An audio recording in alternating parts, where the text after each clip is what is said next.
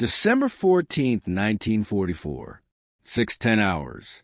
Near Losheim, on the fog-choked edge of the Ardennes. The forest is still, too still. Lieutenant Paul J. Merriman pushes through a stand of ice-laden pines, breath drifting in pale clouds as he leads a six-man patrol uphill. Snow crunches under their boots like breaking glass. Somewhere in the distance, a single crow screeches and lifts from a dead branch, and that's the only movement in a landscape that feels like it's holding its breath. The men of the 99th Infantry Division have been walking since before dawn, checking on a sector the higher-ups insist is quiet.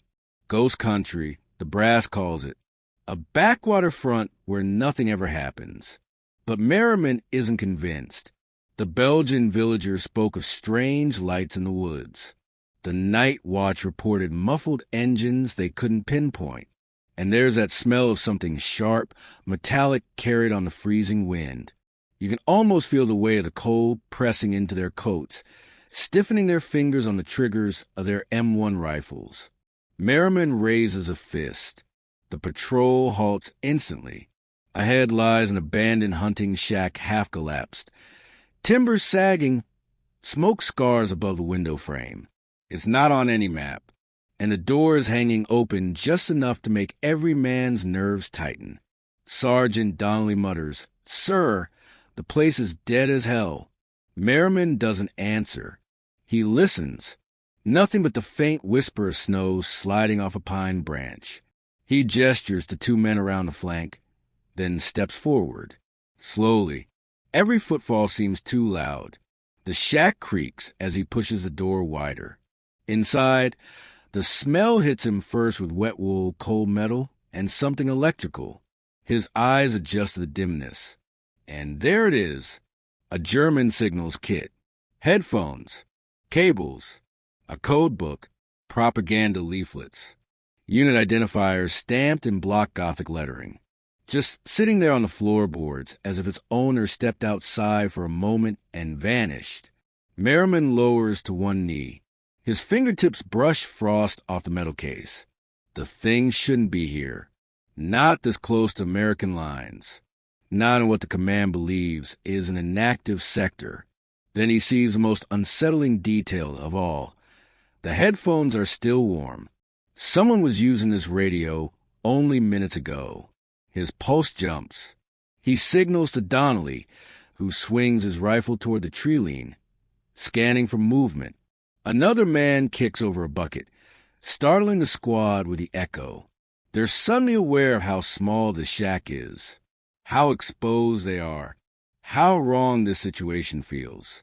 Merriman opens a code book, flipping to a page with careful, deliberate handwriting German operators' notations, times, frequencies, abbreviations. Then he finds a schedule. Several schedules, in fact. Movement orders. Timetables. Unit markers he doesn't recognize. He frowns. None of these units are reported anywhere near this sector. Some of them he squints, some of them aren't supposed to be in the region at all. He doesn't know it yet, but he is holding the first thread of a plan so enormous, so improbable, that Allied intelligence had dismissed rumors of it outright. Outside, the forest shifts. A low rumble, faint but growing. Engines? Many engines. Merriman's breath stalls. Whatever left this radio behind, whatever belonged, it didn't go far. And it's coming back. For a moment, no one moves. The men stand frozen, rifles angled toward the tree lean, listening as a low rumble thickens in the distance of vibration, crawling up through the snow and into their boots. It's too steady for a patrol, too synchronized for scattered recon elements, and far, far too heavy. Lieutenant Merriman feels it first in his chest. Armored engines. But that shouldn't be possible. Not here. Not now. He snaps the code book shut and shoulders the signals kit. The weight of it feels wrong, heavier than a simple radio, heavier than the metal and wires inside. It feels like something that needs to be carried, like a responsibility forced suddenly into his hands. Donnelly, we're moving. Now. The squad doesn't question him. They file out of the shack, boots punching into crusted snow, breath turning frantic in the icy air.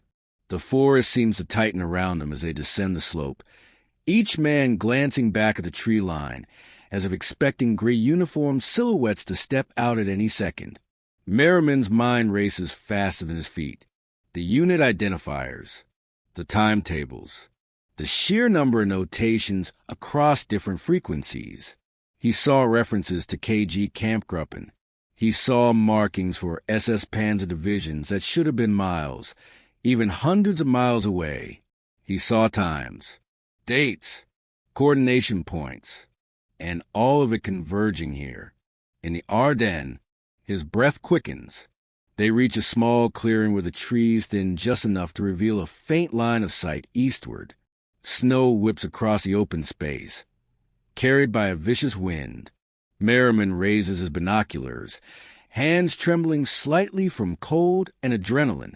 At first he sees only mist, and then shapes, large shapes, lumbering, dark, breaking through the fog like beasts emerging from another world. Donnelly squints. So those aren't trucks. No, they aren't. Across the clearing, maybe 1,000 yards out, Merriman catches the silhouette of Panzer IV, its long barrel swinging as it navigates between pines. Another machine follows behind the bulkier, wider, a Jag Panther tank destroyer, its angled armor unmistakable even in the haze. And then another, and another, a column, a full armored column, moving quietly, deliberately like predators choosing their route. The lieutenant's heart slams in his chest. This is impossible. The Germans shouldn't have the strength for this. Not after Normandy. Not after the relentless push across France. Certainly not here, in what the Allies think is a quiet sector guarded by thin infantry lines. Yet the ground is trembling. The forest is alive with steel. And Merriman realizes with icy certainty that he's looking at the opening movement of something massive. He lowers the binoculars. For a moment he can't speak. His men stare at him, waiting. The engines grow louder, echoing between the pines like distant thunder. Snow shakes from branches. The air itself vibrates. "What we do, sir?" Someone whispers. Merriman grips the signals kit tighter. The metal feels cold enough to burn. "We run," he says. They turn and dash back into the woods, slipping, scrambling, weaving between frozen trunks. The forest seems endless now, every crunch of snow feeling like an invitation for the tanks to turn and investigate. Branches whip at their faces. Packs rattle. Hearts pound. Somewhere to their left, the clanking tread of armor shifts direction. The Germans are spreading out. Hunting? Advancing? He doesn't know. And that terrifies him more than anything. Merriman pushes his men faster. Every second counts. Every step is a step away from being overrun. But he also knows something deeper, something heavier. This signals kit, these coded schedules. They aren't a curiosity. They are a warning. A warning the Allies desperately need. As the squad breaks through a line of fir trees and sees the faint outline of an American outpost ahead, Merriman finally breathes once before shouting for the guards to open the gate. He staggers inside, snow falling from his helmet, clutching the radio like a lifeline. "Get this to intelligence," he gasps. "They need to see this." Right now, behind him, faint but unmistakable, the engines keep coming. Snow blasts across the compound as Merriman shoulders through the door of the regimental command hut, boots thudding on the wooden floor. The room is dim, lit by a single hanging bulb that flickers with every gust of wind. A pot-bellied stove rattles in the corner, barely warming the air. Two clerks look up, startled, pens hovering above paperwork. Merriman doesn't wait for permission. He slams the German signals kit onto the nearest table. Captain Harold Keene, intelligence officer for the sector. turns at the noise irritation on his face for exactly 1 second before he sees the markings on the metal case. The annoyance drains away, replaced by a cold seriousness. "Lieutenant, where did you find that?" "Shack in the woods." "Abandoned." Headphones were still warm. Keen's eyes widen. That detail alone sends a ripple through the room. He flips the latches and opens the kit. Donnelly hands over the code book and the hastily folded timetables Merriman stuffed into his coat. Keen spreads everything out on the table, scanning line after line as the wind screams outside. The tension is suffocating. The clerk stopped working. Another officer steps closer. Someone shuts the door more tightly against the cold. Keen's brow furrows deeper with every page. His finger traces unit markers, dates, frequencies, the things Merriman barely had time to process in the forest. And then Keen freezes. "Lieutenant, you're sure this is where you found it?" "Positive." Keen takes a slow breath, because this is listing elements of the 1st SS Panzer Division. The room goes dead still. One of the clerks whispers, "That can't be right. They're nowhere near here." Keen nods grimly. They shouldn't be. But they are. And not alone. He flips to another page and taps it twice. "Here, Kampfgruppe Peiper." His voice drops even lower. The most aggressive armor formation they have left. Merriman feels the weight of that name like a stone in his chest. He knew the Germans had elite divisions. He didn't know one was hiding a few thousand yards from his patrol route. Keen continues reading, hands tightening on the paper. Timetables, junction points, radio frequencies, he swallows. And these codes are synchronization orders. Synchronization for what? Merriman asks. Keen lifts his eyes. A major offensive. Silence. Only the wind pressing against the walls. A lieutenant in the corner laughs shakily. Impossible. They don't have the fuel. They don't have the manpower. They don't. Keen cuts him off. I thought the same.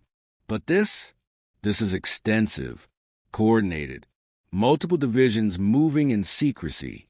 And the frequencies listed, he taps the page again. These are encrypted networks used for operational planning. Merriman's stomach turns. He sees again the silhouettes of tanks moving through the pines, the endless columns vanishing into fog. He wasn't imagining it. He stumbled right into the jaws of something enormous. Keen steps away from the table and pulls on his overcoat. His voice is urgent now, clipped, controlled, but vibrating with alarm. I'm taking this straight to divisional intelligence. Right now, if this is real, if even half of it is real, then the Germans are preparing to strike across the Ardennes. Someone shouts over the wind, rattling the window shutters. But why here? Why this sector? Keen pauses in the doorway. Because it's weak. Because the command thinks it's quiet. Because they assume the Germans can't mount a major attack in winter. He turns back, eyes sharp. And that is exactly why they will. The men exchange looks. Fear. Confusion. Disbelief. Merriman feels the cold creeping back under his collar. Not the cold from outside, another kind entirely. The cold of understanding. The cold of knowing he's seen just the beginning of something far larger. Keen points at the kit. You may have just uncovered Hitler's next move, Lieutenant. The wind howls, louder than before. Merriman glances toward the window. Far off, impossibly far, and yet close enough to hear, if you're listening, the engine rumble continues. Growing, gathering. Hours later, intelligence analysts will tear apart the code book. They'll connect the unit markers. They'll trace the radio frequencies. They'll finally understand. But right now, in this frozen outpost near Losheim, only Merriman knows what he saw with his own eyes. A ghost army massing in the trees. And it's moving. Night falls early in the Ardennes. By 1700 hours, the forest outside the command post was almost entirely black. The sky a heavy lid of cloud pressing down on the snow-covered world. The cold bites deeper sharper. Frost creeps across the hut's window pane like white veins. And still the faint rumble of distant movement pulses beneath the wind. Inside, the atmosphere is suffocating. Papers cover the long table. Maps lie unrolled, weighed down by 10 coffee mugs and .30 caliber rounds. 3 intelligence officers hover over the German signals kit like surgeons around a wounded patient. Merriman stands to the side, helmet off, hair damp with melted snow. Watching him tear through the pages he risked his life to retrieve, and every minute that passes confirms the same terrible truth. This is no small raid, no limited probing attack, no desperate German feint. It is something else entirely. Captain Keene stabs a finger at a section of the map. "Look here," he says to Major Broadwell, head of divisional intel. These synchronization codes match up with the movement of multiple divisions. Infantry, armored, mechanized, all converging toward the Losheim Gap. Broadwell frowns. "They're trying to punch through here?" He taps the paper again. "Against the 99th? Just infantry? Why would they?" "Because we're the seam," Keene answers quietly. 2 divisions meeting. Thinner lines. Overconfidence. He turns to Merriman. "You said you saw armor?" Merriman nods. "Several tanks. Panzer IVs for sure. And a tank destroyer looked like a Jag Panther." Broadwell exhales slowly, shoulders sinking. It's the first moment he looks afraid. "So it's real," he says. Keene doesn't respond. He doesn't need to. One of the clerks enters hurriedly, carrying a slip of paper.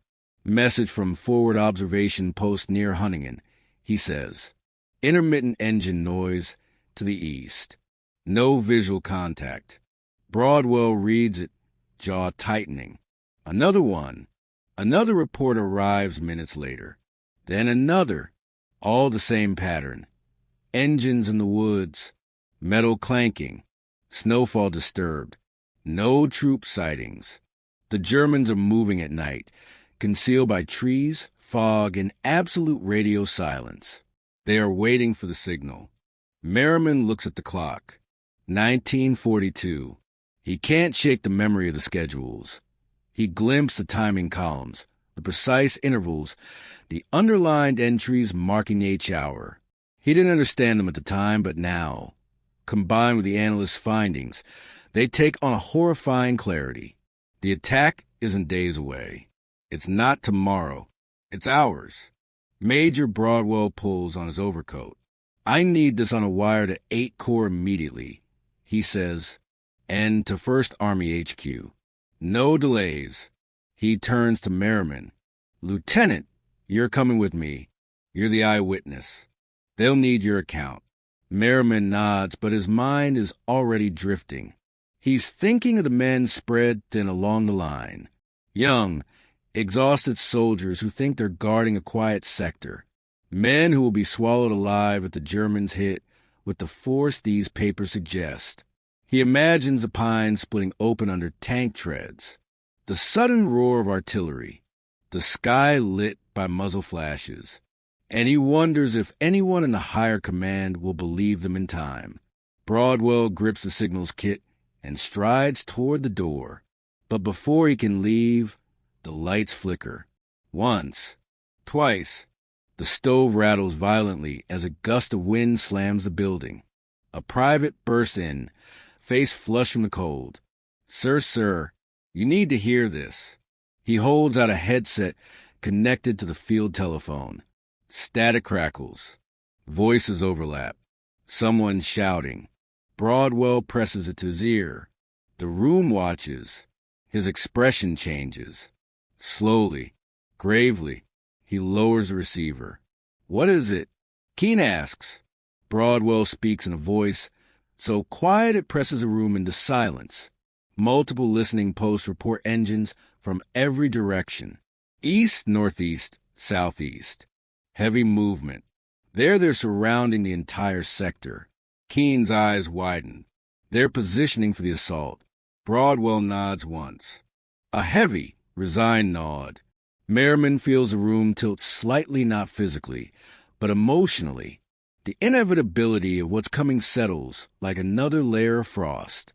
Outside, the engines grow louder, closer, steadier, an entire army massing in the dark. And somewhere in that darkness, a German officer is waiting for the exact minute marked in the schedules. Merriman found the minute. He will key a single message, a single coded phrase that will unleash the storm. The officers exchange a final look. It's happening. The Battle of the Bulge is hours away.